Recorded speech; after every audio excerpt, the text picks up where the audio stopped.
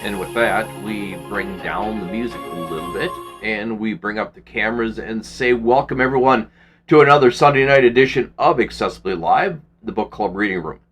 Hope everyone is having a really good week this week, had a great weekend. We are in the midst, halfway through now, for the psychological horror adventure thriller, The Picture of Dorian Gray by Oscar Wilde.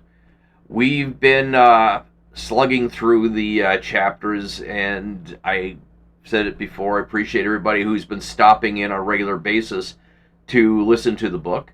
These are books, like I've done with every book that I've ever read here for the last almost 4 years now. And for myself, as I've always said, just simply kick back, relax, find a comfortable spot, and let me read the stories to you. We've got something coming up next week. Big announcement for those in the United States who celebrate Labor Day. We will be doing that Monday of special movie. And I found something I think you guys would like.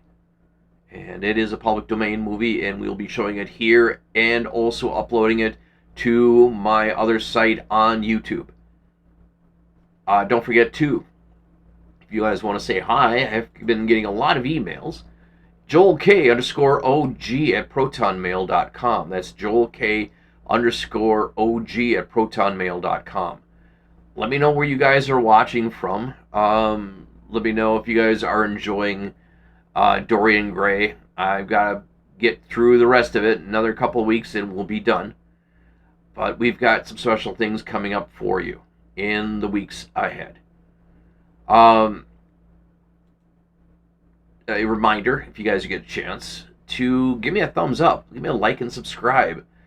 It just a nice simple little click on the bell, and you'll always know when the show is on the air. That's including the movies that we do here as well. So hit the bell and give us a thumbs up if you get a chance to. We are, like I said, in the midst. This is chapters 11 and 12 tonight of A Picture of Dorian Gray. We've seen Dorian becoming more and more aloof and more strange in the way he's dealing with the death of his, at one point, fiancée. And we've seen them removing his picture painting to a room which doesn't get used and is locked away, so no one sees the changes in the picture. Well, let's continue with chapter 11 tonight, and this is chapter 11, The Picture of Dorian Gray by Oscar Wilde. For years, Dorian Gray could not free himself from the influence of this book. Or perhaps it would be more accurate to say that he never sought to free himself from it. He procured from Paris no less than 9 large paper copies of the first edition, and had them bound in different colors so that they might suit his various moods and the changing fancies of nature over which he seemed at times to have almost entirely lost control. The hero, the wonderful young Parisian in whom the romantic and scientific temperaments were so strangely blended, came to him a kind of prefiguring type of himself. And indeed, the whole book seemed to him to contain the story of his own life, written before he had lived it. In one point, he was more fortunate than the novel's fantastic hero. He never indeed had any cause to know that somewhat grotesque dread of the mirrors and polished metal surfaces and still water which came upon the young Parisian so early in his life, and was occasioned by sudden decay of a beau that had once apparently been so remarkable. It was with an almost cruel joy, and perhaps in nearly every joy, As certainly as every pleasure, cruelty has its place, that he used to read the latter part of the book with its really tragic, if somewhat overemphasized, account of sorrow and despair of someone who had lost what in others and the world he had most dearly valued. For the wonderful beauty that he had fascinated Basil Hallward and many others besides him seemed never to leave him. Even those whom he had heard the most evil things against him, and from time to time strange rumors about his mode of life crept through London and became the chatter of clubs, could not believe anything to dishonor when they saw him. He had always the look of one who had kept himself unspotted from the world. Men who talked grossly became silent when Dorian Gray entered the room. There was something in the purity of his face that rebuked him. His mere presence seemed to recall to them the memory of the innocence that they had tarnished. They wondered how one so charming and graceful as he could have escaped the stain of an age that was at once sordid and sensual. Often, on returning home from one of these mysterious and prolonged absences that gave rise to such strange conjecture among those whom were his friends, or thought they were so, he himself would creep upstairs to the locked room, open the door with the key that never left him, and stand with a mirror in front of the portrait that Basil Hallward had painted of him, looking now at the evil and aging face on the canvas, and now at the fair young face that laughed back at him from the polished glass. The very sharpness of the contrast used to quicken his sense of pleasure. He grew more and more enamored of his own beauty, more and more interested in the corruption of his own soul. He would examine with minute care, and sometimes with a monstrous and terrible delight, the hideous lines that seared the wrinkling forehead or crawled around the heavy sensual mouth, wondering sometimes which were more horrible, the signs of sin or the signs of age. He would place his white hands beside the coarse blotted hands of his picture and smile. He mocked the misshapen body and the failing limbs. There were moments indeed at night when, lying sleepless in his own delicately scented chamber, or in the sordid room of a little ill-famed tavern near the docks which, under assumed name and disguise, it was his habit to frequent, he would think of the ruin he had brought upon his soul with a pity that all more poignant because it was purely selfish. But moments such as these were rare. The curiosity about life which Lord Henry had first stirred in him, as they sat together in the garden of their friend, seemed to increase with gratification. The more he knew, the more he desired to know. He had mad hungers that grew more ravenous as he fed them. Yet he was not really reckless, at any rate, in his relationships with society. Once or twice a month during the winter, and on each Wednesday evening while the season lasted, he would throw open the world his beautiful house and have the most elaborate musicians of the day to charm his guests with the wonders of their art.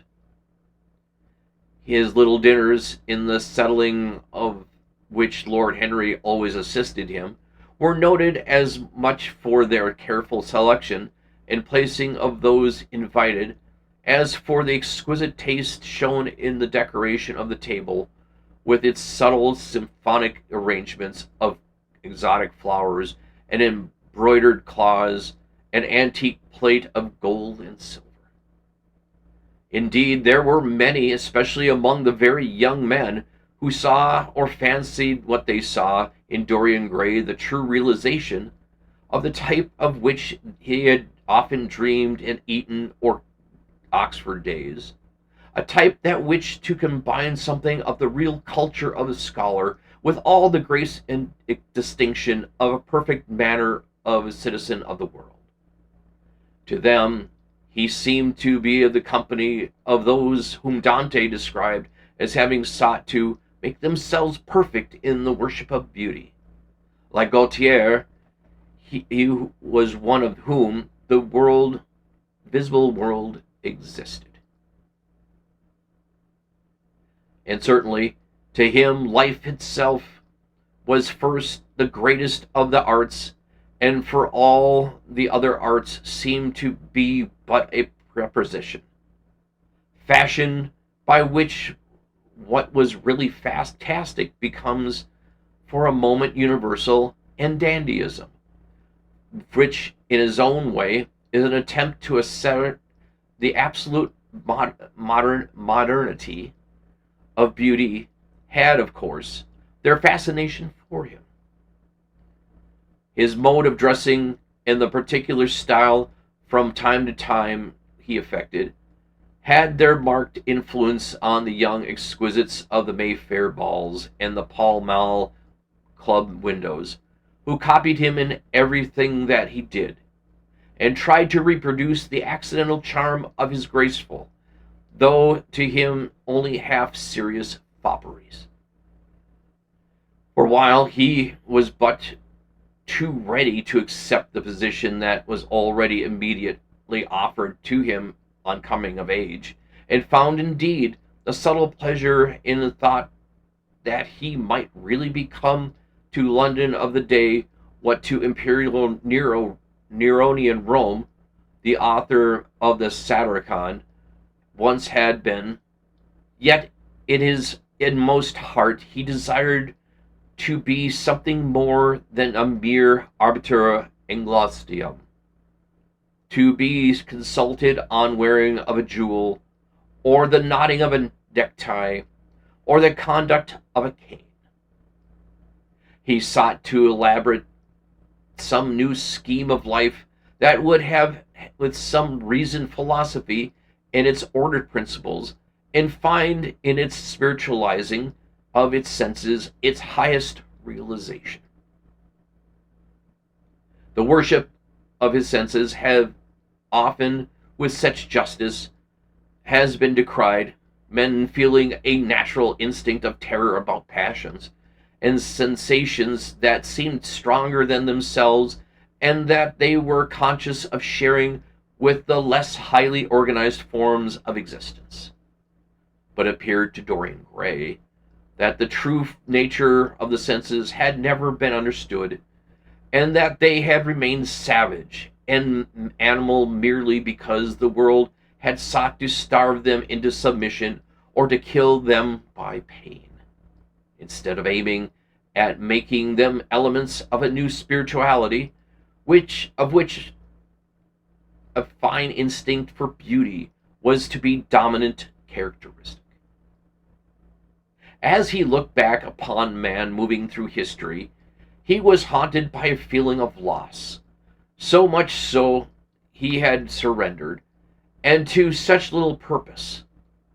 There had been mad, willful rejections, monstrous forms of self-torture and self-denial, which origin was fear and whose result was a degradation infinitely more terrible than that fancied degradation from which, in their ignorance, they had sought to escape.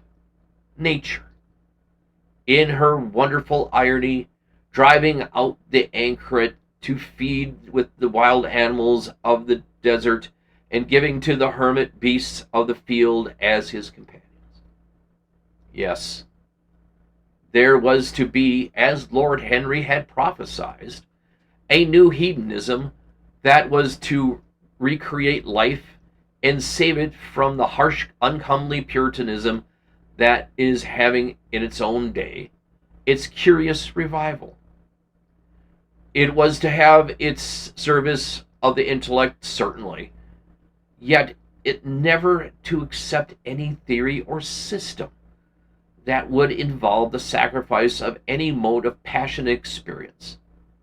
Its aim, indeed, was to be experience itself, and not the fruits of experience, sweet or bitter as they might be, of the asceticism that deadens the senses as of vulgar profligacy, the dulls them, that dulls them. It was know nothing, but it was to teach man to concentrate himself upon the moments of life, that itself but a moment. There are few of us who have not sometimes awakened before dawn, either after one of those dreamless nights that make us almost enamored of death, or one of those nights of horror and misshapen joy, when through the chamber of the brain sweeps phantoms more terrible than reality itself, and instinct with the vivid life that lurks in all grotesques, and that leads to Gothic art its enduring vitality. This art being, one might fancy, through especially the art of those whose minds have been troubled with the malady of reverie. Gradually white fingers crept through the curtains and appeared to tremble. In black fantastic shapes, dumb shadows crawl into corners of the room and crouch there. Outside, there is the stirring of the birds among the leaves, or the sound of men going forth to their work, or the sigh and sob of the wind coming down from the hills and wandering around the silent house, as though it feared to wake the sleepers, and yet must he needs to call forth sleep from her purple cave. Veil after veil, thin dusky gauze is lifted, and by degrees the forms and colors of things are restored to them, and we watch the dawn remaking the world in its antique pattern. The wan mirrors gets back to their mimic of life. The flameless tapers stand where we had left them, and beside them lies the half-cut book that we had been studying, or the wired flower that we had worn to the ball, or the letter that we had been afraid to read, or that we had read too often. Nothing seems to change us. Out of the unreal shadows of the night comes back the real life that we had known. We have to resume it where we had left off, and the steals over us a terrible sense of necessity for the continence of energy in the same wearisome round of stereotyped habits, or the wild longing may be that our eyelids might open some morning upon a world that has been refashioned anew in the darkness for our pleasure, a world in which things would have fresh shapes and colors, and be changed or have their secrets, a world in which the past would have little or no place, or survive at any rate, in no conscious form of obligation or regret, the remembrance even of joy having its bitterness, and the memories of pleasure their pain. It was the creation of such worlds as these that seemed to Dorian Gray to be the true object, or amongst the true objects of life. In his search for sensations that would be once new and delightful, and possess the element of strangeness that is so essential to romance, he would often opt certain modes of thought that knew to be really alien to his nature, abandon himself to the subtle influences, and then, having as it were caught their color and satisfied his intellectual curiosity, leave them with the curious indifference that is not incompatible with the real ardor of temperament, and that indeed, according to certain modern psychologists, is often a condition of it. It was rumored of him once that he was about to join the Roman Catholic communion, and certainly the Roman ritual had always a great attraction for him. The daily sacrifice, more awfully really than all the sacrifices of the antique world, stirred him as much as its superb rejection of the evidence of the senses, as by the primitive simplicity of its element and the eternal pathos of the human tragedy that it sought to symbolize. He loved to kneel down on the cold marble pavement and watch the priest in his stiff flowered dalmac, slowly with his white hands moving aside the veil of the tabernacle, or raising aloft the jeweled lantern-shaped monstrance with the pallid wafer at the times. One would fain think it is indeed the panis coriatis, the bread of angels, or robbed of the garment of the passion of Christ, breaking the host into chalice and smiting his breast for the sins.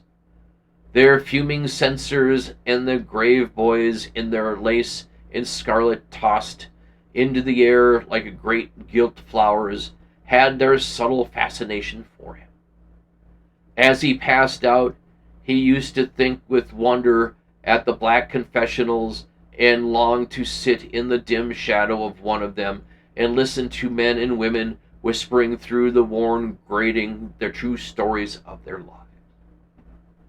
But he never fell into the error of arresting his intellectual development by any formal acceptance of creed or system, or of mistaking for a house in which to live an inn that is but suitable for sojourns of night, or for a few hours of a night, in which there are no stairs and the moon is in its travail.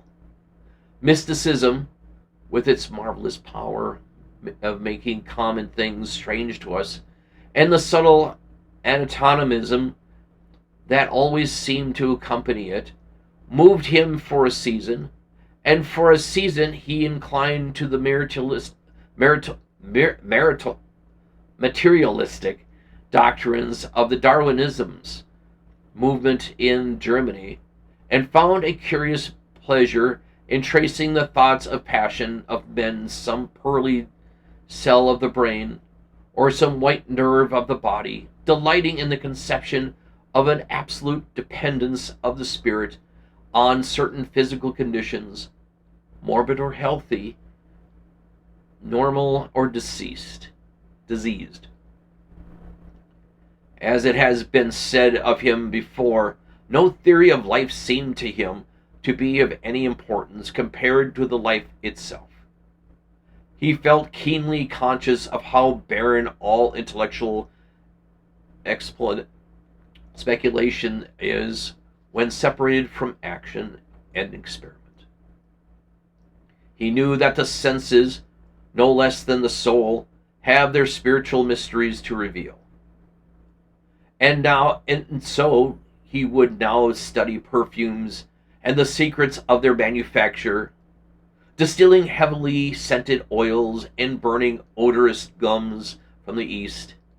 He saw there was no mood of the mind that had not its counterpart in the sensuous life, and set himself to discover the true relations, wondering what there was in frankincense that made one mystical, and ambergris that stirred one's passion, and in violets that woke the memory of dead romances, and in musk that troubled the brain, and in chappic that stained the imagination, and seeking often to elaborate the real psychology of perfumes, and to estimate the several influences of sweet-smelling roots and scented pollen-laden flowers, of aromatic balms, and of dark, fragrant woods, and spikened that sickens the hovina, that make men mad, and the aloes that are said to be able to expel melancholy from the soul.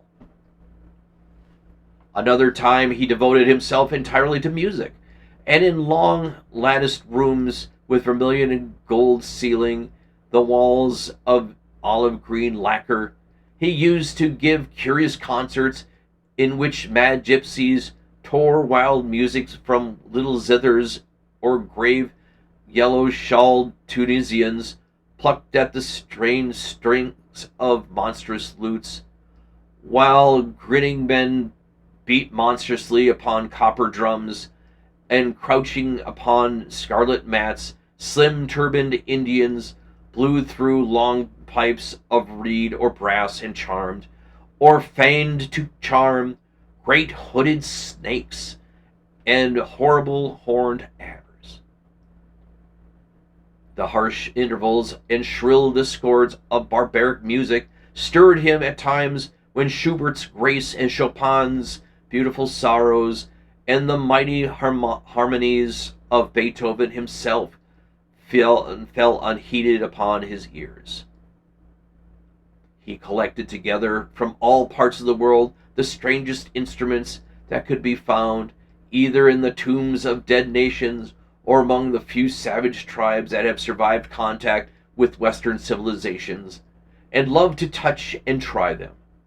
He had mysterious tarapas of the Rio Indians that women are not allowed to look at, and that even youths may not see until they have been subjected to fasting and scourging, and that earthen jars of the Peruvians that have the shrill cries of birds and flutes of human bones, such as Alfonso de la Vela heard in Chile, and the sonorous green jaspers that are found near Cusco, and give forth a note of singular sweetness. He had painted gourds filled with pebbles that rattled when they were shaken, and long clarions of Mexicans into which performers does not blow, but through which he inhales the air, a harsh true tour of the Amazon tribes that is sounded by the sentinels who sit all day long in the high trees, and can be heard, it is said, at a distance of 3 leagues. The tepanazal that has 2 vibrating tongues of wood and is beaten with sticks that are smeared with the elastic gum obtained from the milky juices of plants, the yotel bells of the Aztecs that are hung in cloisters like grapes, and huge cylindrical drums covered with skins of great serpents, like the one that Bernal Diaz saw when he went with Cortez into the Mexican temple, and of the whose doleful sound he had left us so vivid a description.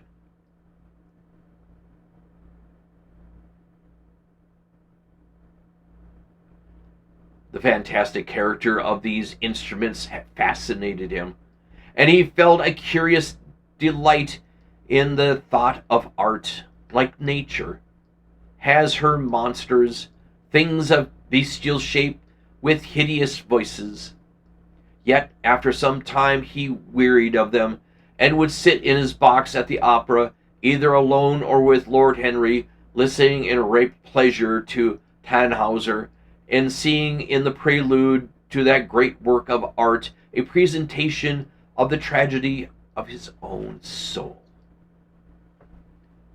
On one occasion, he took up the study of jewels, and appeared at a costume ball of Anne de Jouyois, Admiral of France, in a dress covered with 560 pearls. This taste enthralled him for years, and indeed may be said never to have left him. He would often spend the whole day settling and resettling in their cases the various stones that he had collected, such as the olive green chrysobel that turns red by lamplight, the simophan with its wire-like line of silver, the pistachio-colored peridot, rose-pink and wine-yellow topazes, carbuncles of fiery scarlet, and tremulous four-ray stars, flame-red cinnamon stones, orange and violet spinels, and amethyst with their alternate layers of ruby and sapphire. He loved the red gold of the sunstone, and the moonstone pearly whiteness, and the broken rainbow of the milky opal. He procured from Amsterdam 3 emeralds of extraordinary size and richness of color, and had a turquoise de la Valide Rocha that was the envy of all the connoisseurs. He discovered wonderful stories also about jewels. In Alphonse Clerical's Discipline, a serpent was mentioned with eyes of real xanthus,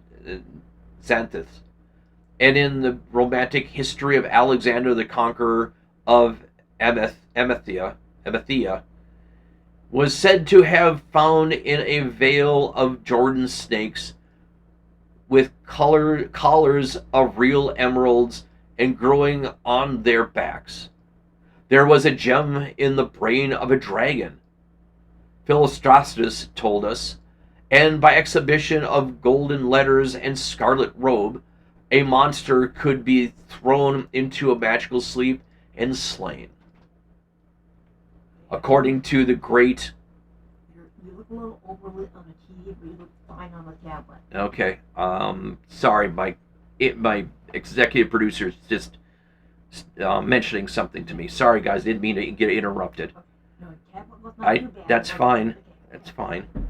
The garnet cast out demons. The cornelian... Sorry, guys, I got lost.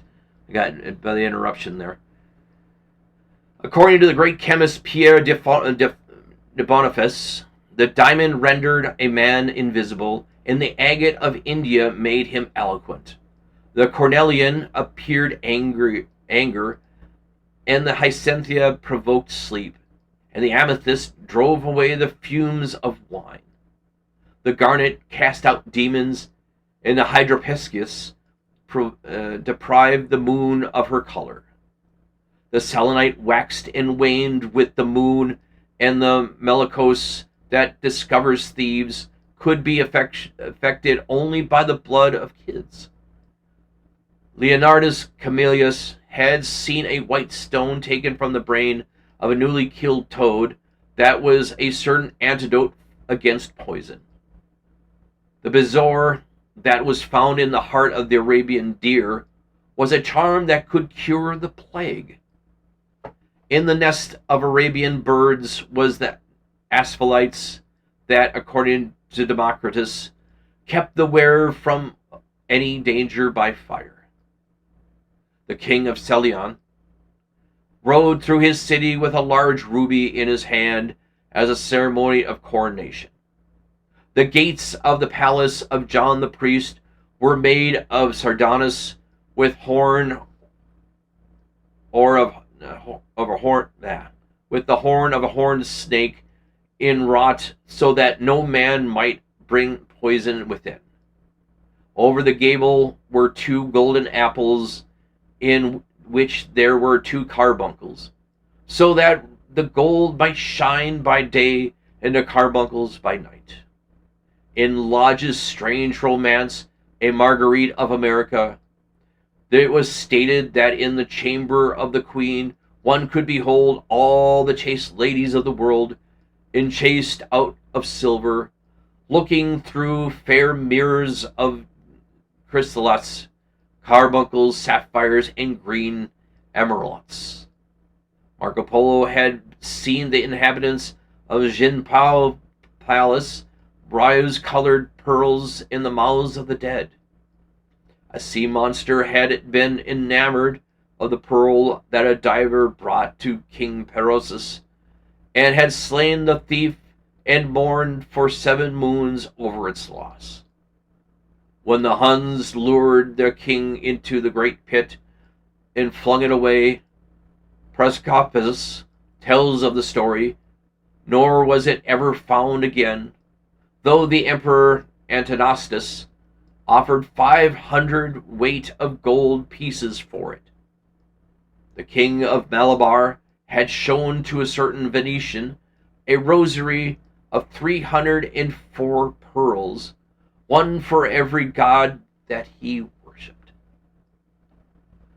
When the Duke of Valentinus, son of Alexander VI, visited Louis the XII of France, his horse was loaded with gold leaves, according to Brantome, and his cap had double rows of rubies that threw out great light.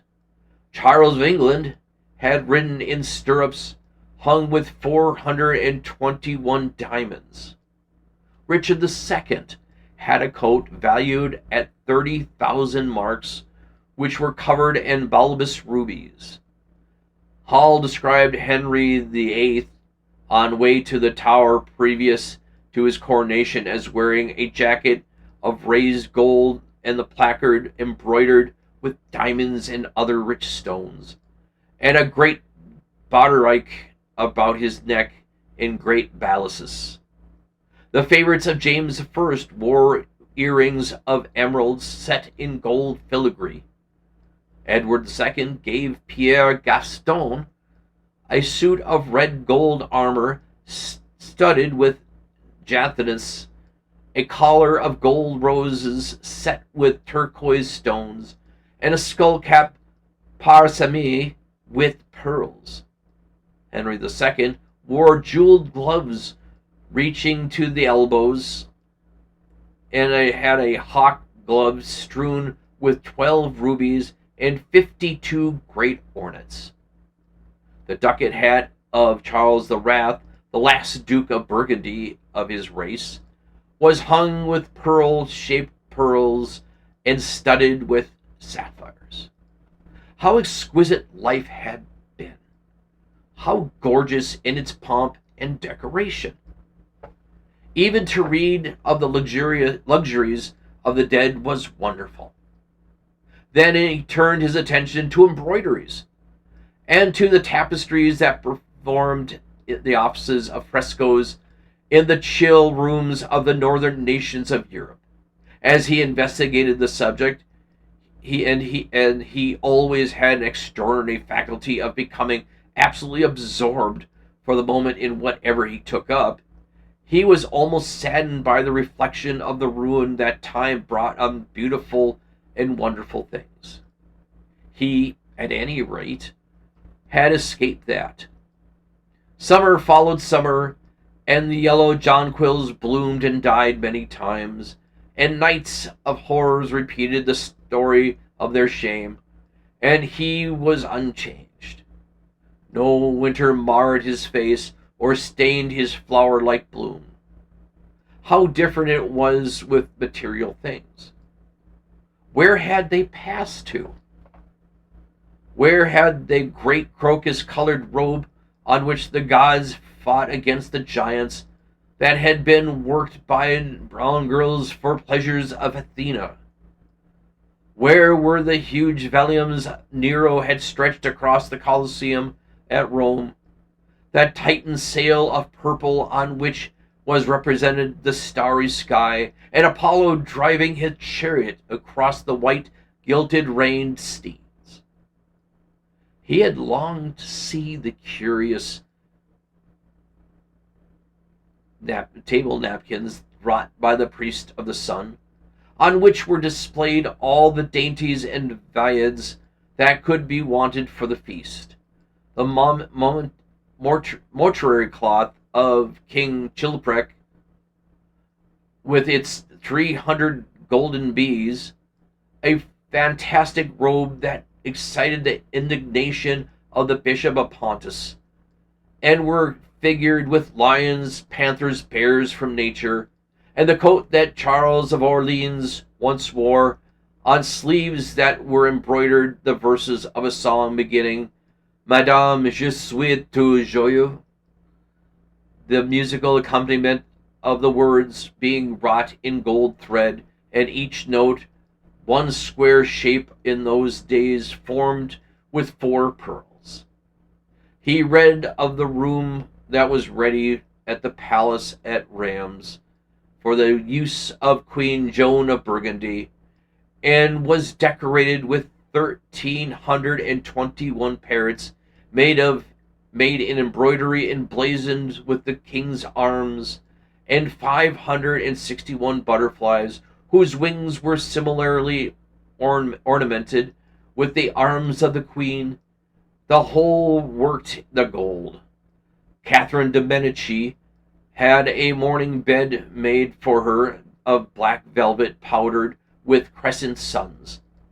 Its curtains were of damask, and leafy wreaths and garlands figured upon gold and silver ground, fringed along its edges with broidered of pearls, and it stood in the room hung with rows of the queen's devices in cut black velvet upon cloths of silver.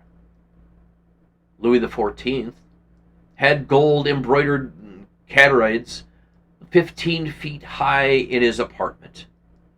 The state bed of Sobieski, King of Poland, was made of Smyrna gold brocade, embroidered in turquoise with verses from the Koran. Its supports were of silver gilt, beautifully chased and profusely set with enameled and bejeweled medallions. It had been taken from the Turkish camp before Vienna, and the standard of Mohammed had stood beneath the tremulous gilt of the canopy.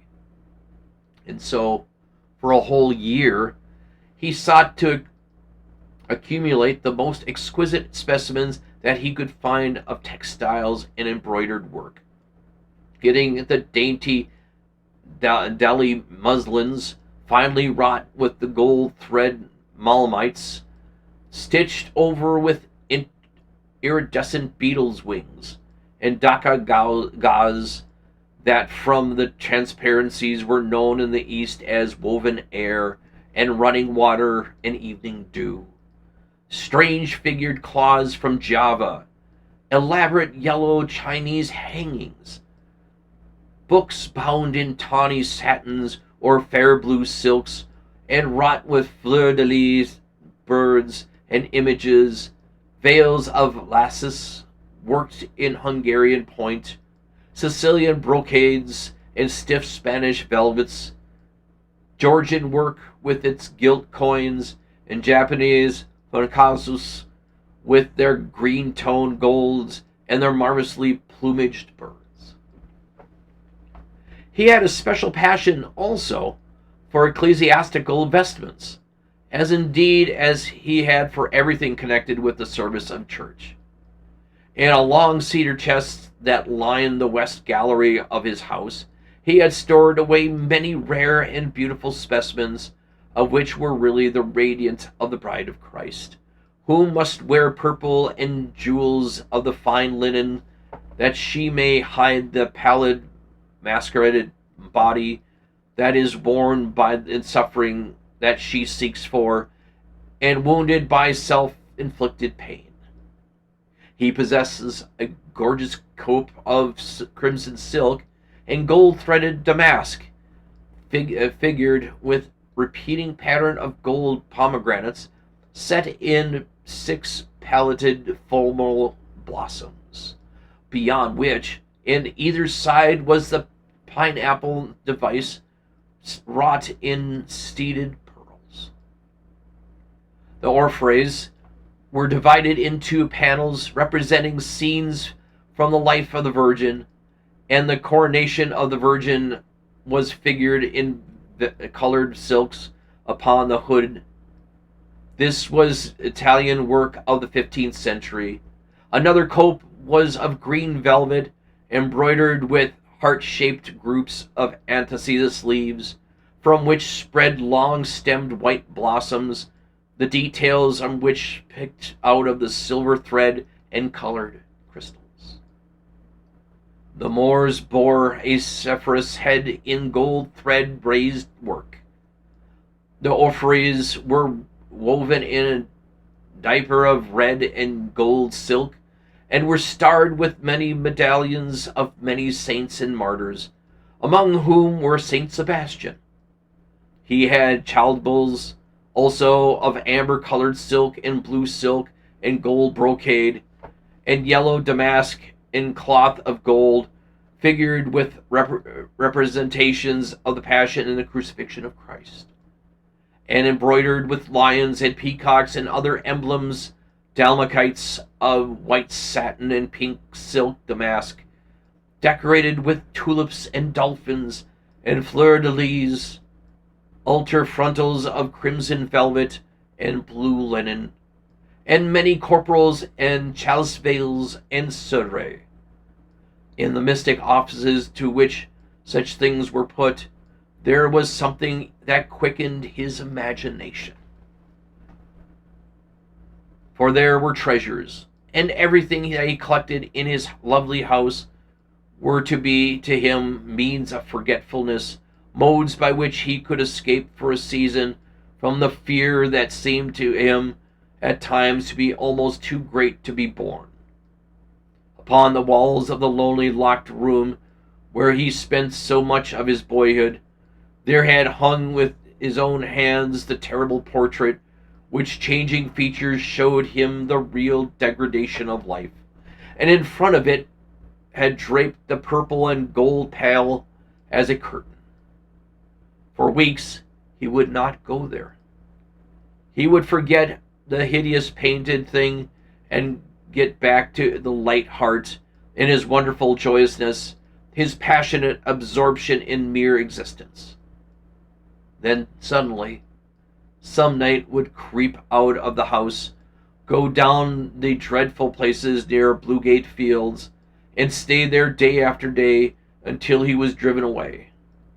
On his return he would sit in front of the picture, sometimes loathing it, and himself but filled at times with that pride of individualism that is half the fascination of sin, smiling with the secret pleasure at the misshapen shadow that had to bear the burden that should have been his own.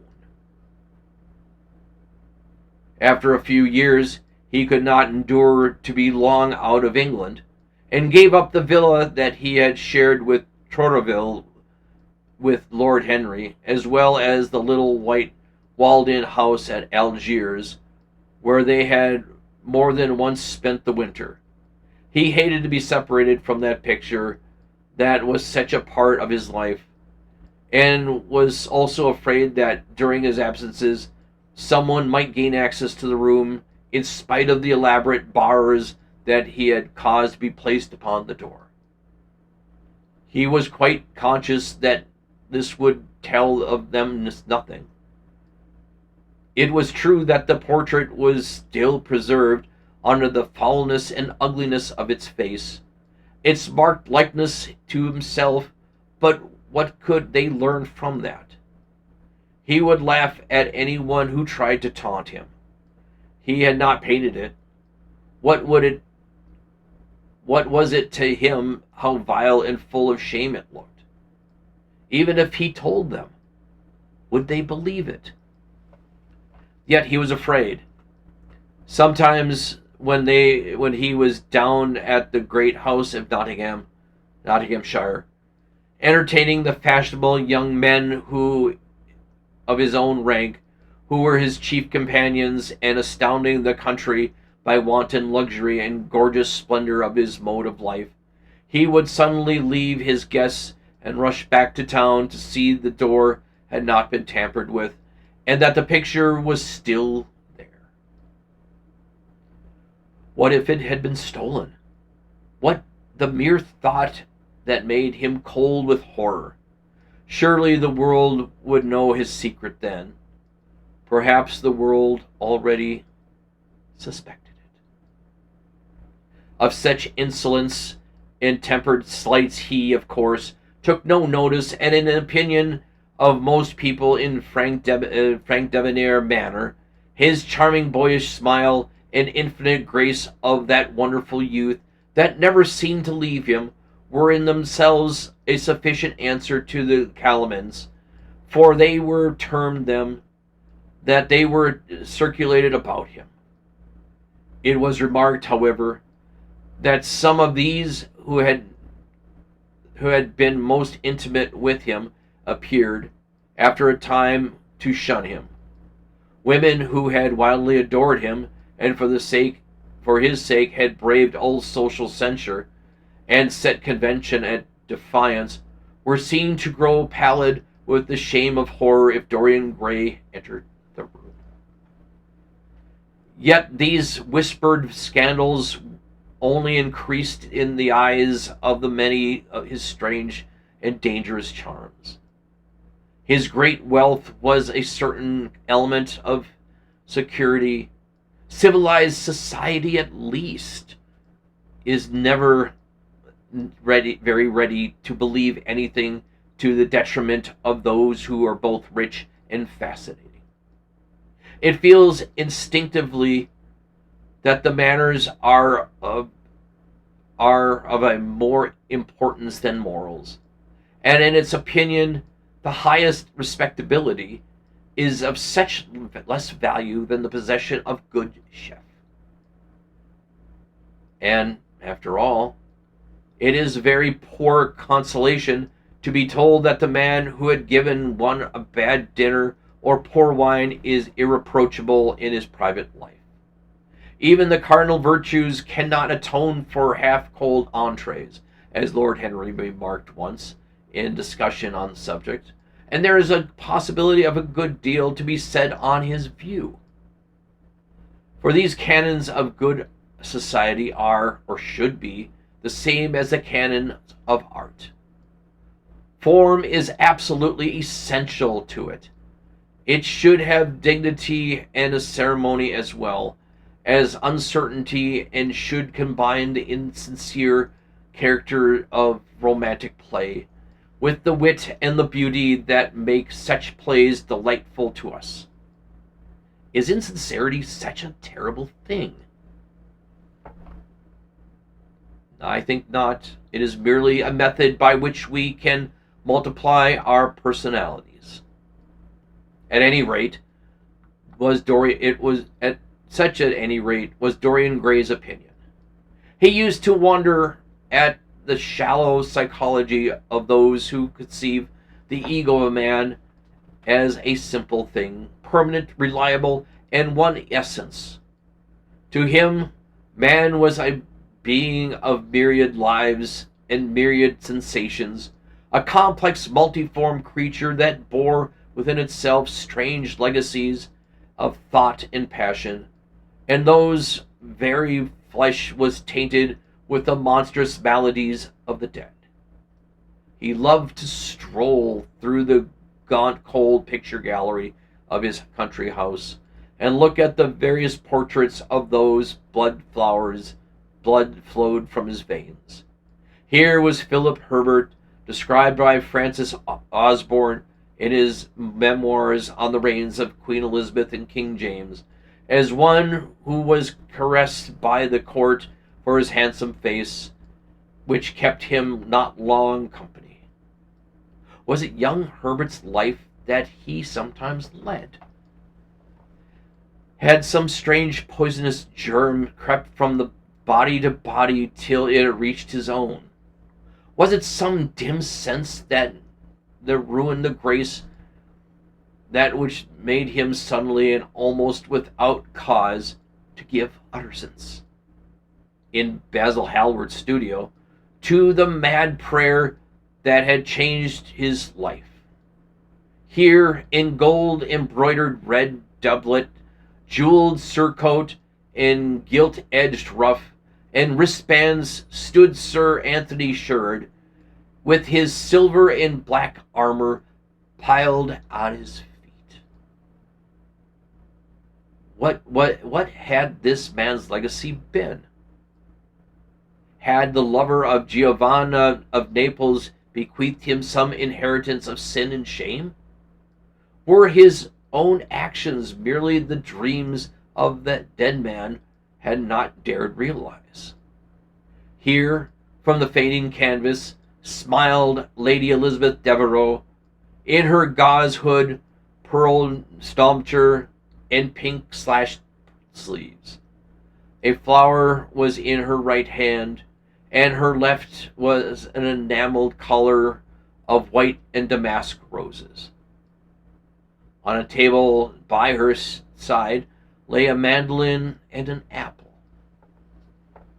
There were large green rosettes upon her little pointed shoes. He knew her life and the strange stories that were told about her lovers. Had he something of her temperament in him? These oval, heavy-lidded eyes seemed to look curiously at him. What of George Willoughby, of his powdered hair and fantastic patches? How evil he looked! The face of the saturnine and swarthy, and the sensual lips seemed to twist with disdain.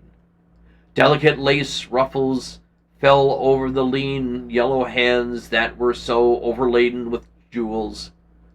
He had been a Marconi of the 18th century, and the friend in the youth of Lord Ferrers. What of the second Lord Beckenham, the companion of the Prince Regent in the wildest days, and one of the witnesses at a secret marriage with Mrs. Fitzherbert? How proud and handsome he was, with his chestnut curls and insolent pose. What passions had he bequeathed? The world had looked upon him with infamous. He had led the orgies at Carlton House, the star of the Garter gilded upon his breast. Beside him hung the portrait of his wife, pallid, thin-lipped woman in black. Her blood also stirred within him. How curious it all seemed. And his mother, with her Lady Hamilton face and her moist wine-dashed lips, knew what he had got from her. He got from her his beauty and his passion for the beauty of others. She laughed at him in her loose bassinet dress. There were wine leaves in her hair. The purple spilled from the cup she was holding, and carnations of the painting had withered, but the eyes were still wonderful in their depth and brilliance of color. They seemed to follow him wherever he went. Yet one had ancestors in literature as well as in one's own race, nearer perhaps in type and temperament, many of them certainly in the influence of which they were absolutely conscious. There were times when they appeared to Dorian Gray that the whole of history were merely the record of his own life. Not had he lived it in act and circumstance, but his imagination he had created for him, as it had been in his brain and in his passions. He felt that he had known them all, those strange, terrible figures that had passed across the stage of world and made sin so marvelous and evil so full of subtlety. It seemed to him that in some mysterious way their lives had been his own. The hero of his wonderful novel he had influenced his life had himself known the curious fancy. In the 7th chapter, he tells how, crowned with laurel, lest lightning might strike as he sat, as Tiberius in the garden of Capri, reading the shameful books of Elephantis, while dwarves and peacocks strutted around him, and the flute player mocked at the swinger of the censer, and as Caligula had caroused with the green-shirted jockeys in their stables, and supped in an ivory manager with the front jeweled horse, and as Domitian had wandered through the corridor lined with marble mirrors, looking around with haggard eyes for reflection of the dagger that was to end his days, and sick with ennui and the terrible tadavite that comes on those of whom life denies nothing, and had peered through the clear emerald at the red shambles of the circus, and then, in a litter of pearl and purple drawn by the silver-shod mules, had carried through the streets of Pomegranatus, the house of gold, and heard men cry on Nero Caesar as he passed by, and as Elagabalus had painted his face with colors, and piled the distaff among women, and brought the moon from Carthage, and gave her in mystic marriage to the sun.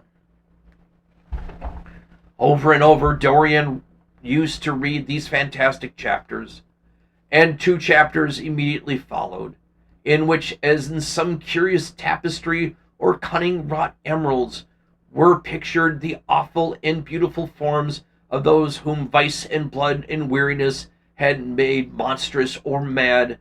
Filippino, Duke of Milan, who slew his wife and painted her lips with scarlet poison, that her lover might suck death from the dead thing he fondled. Pietro Barbi, the Venetian, known as Paul II, who sought in his vanity to assume the title of Formanus, and whose tiara, valued at 200,000 florins, and bought at the price of a terrible sin, Gian Maria Vistotti, who had used hounds to chase living men, and whose murdered body was discovered with roses by a harlot who had loved him. The Borgia, on his white horse, with fratricide riding beside him, and his mantle stained with the blood of Pietro Riaro, the young cardinal archbishop of Florence, child and minion of Sextus IV, whose beauty was equaled only by his debauchery, and who received Leonora of Aragon in a pavilion of white and crimson silk, filled with nymphs and satyrs, and gilded by a boy he might serve at the feast of Ganymede in Helios. Ezelin, whose melancholy could be cured only by the spectacle of death, and who had a passion for red, as other men have for red wine. The son of the fiend, as he reported, and the one who cheated his father at dice when gambling with him took his own soul. Giamatti Cibao, who in mockery took the name of innocent, and into whose torpid veins the blood of 3 lads were infused by a Dr. Sigimundos Malatarasta, the lover of Isotta and the lord of Rimini, whose effigy was burned at Rome as an enemy of God, and a man who strangled Polynesia with a napkin and gave poison to Ginevra d'Asta in a cup of emerald, and in honor of shameful passion built a pagan church for Christian worship.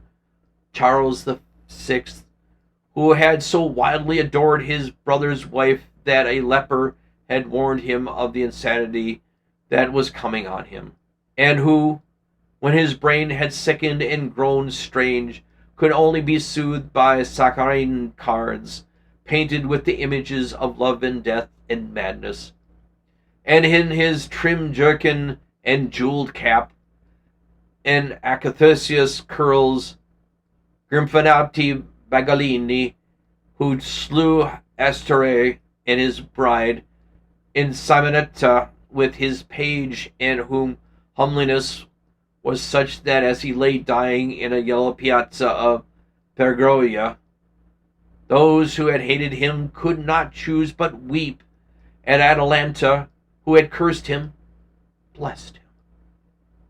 There were horrible fascinations in them all. He saw them at night, and they troubled his imagination in the day. The Renaissance he knew of strange manners of poisoning, poisoning by a helmet and of a lighted torch, by an embroidered glove and a jeweled fan, by a gilded pomander and by an amber chain. Dorian Gray had been poisoned by a book. There were moments when he looked on evil simply as a mode through which he could realize his conception of the beautiful. Now, that was chapter 11, guys. And other than the interruption by my wonderful executive producer, that was one of the longest chapters we've had of this book, The Picture of Dorian Gray, chapter 11.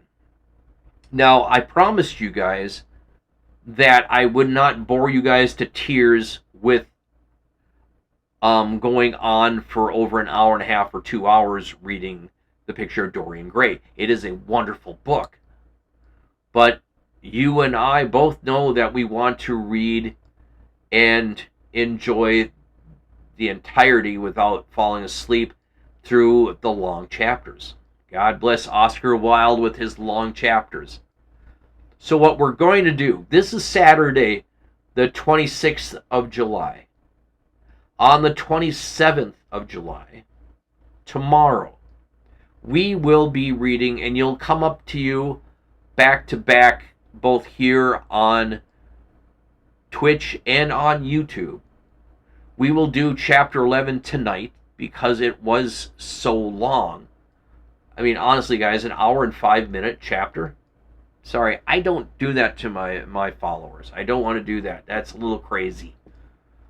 Not as crazy as Dorian Gray is appearing nowadays, as we can tell. His fancy is flying all over the place. All his passions, his hobbies, they are all building to a crescendo. And that information will come in tomorrow night's chapter 12. So normally I will post up next week's chapters 13 and 14. Well, I will do that tomorrow night. So what's going to happen is this show is chapter 11 only. And tomorrow night, we will do at the same time as our normal time, 8 p.m. Central Standard Time, we will do chapter 12. Because we want to keep in rhythm somewhat the chapters that we're going to be doing for you guys. So we'll do this. We are going to cut ourselves short here. Granted, I'm short enough as it is. And we're going to stop with chapter 11 tonight. And tomorrow, we will continue with chapter 12. If you get a chance, please don't forget to like and subscribe. It helps us out 110%. I appreciate everybody who always stops by. We have, as we do a final quote at the end of each show. And tonight, for those who celebrate marriages, weddings, celebrations of life and love, I have a final quote, as I do on the Thursday night show. I have a final quote for you guys tonight. And it is simply, fall in love. Fall in love with someone who wants you, who waits for you, who understands you even in the madness, someone who helps you and guides you, someone who is your support, your hope. fall in love with someone who talks with you after a fight. Fall in love with someone who misses you and wants to be with you. Do not fall in love only with a body or a face, or with the idea of being in love. Beautiful, beautiful words. Beautiful thoughts for the close of a night. I am Joel K. This is Accessibly Live, the book club reading room, every single Sunday night and tomorrow night, Monday night, here on Twitch and YouTube. We're going to get out of here. I will see you tomorrow night for Chapter 12 of The Picture of Dorian Gray by the legendary author Oscar Wilde. We'll see you tomorrow night. You take care. Hope to see you soon. Bye-bye, guys. Take care.